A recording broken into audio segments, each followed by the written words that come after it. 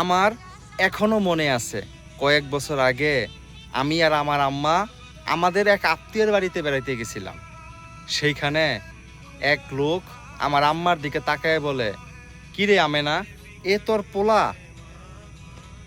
এই কথা বলার কারণ হইল যে আমি একটু দুষ্টামি করছিলাম।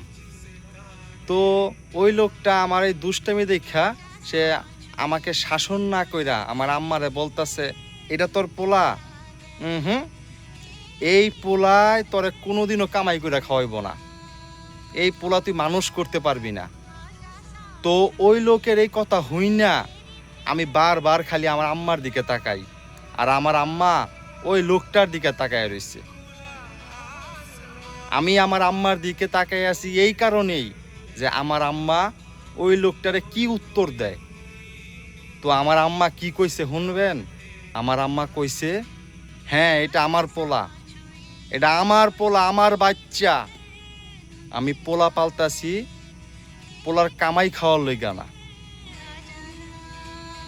আমার পোলা আমারে কামাই করে খাওয়াইলো কি খাওয়াইলো না সেইটা বড় কথা না।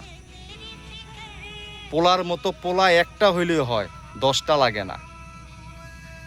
তো আমার আম্মার কথা শুই না আমার বুকটা ভইরা গেছিল সেই দিন।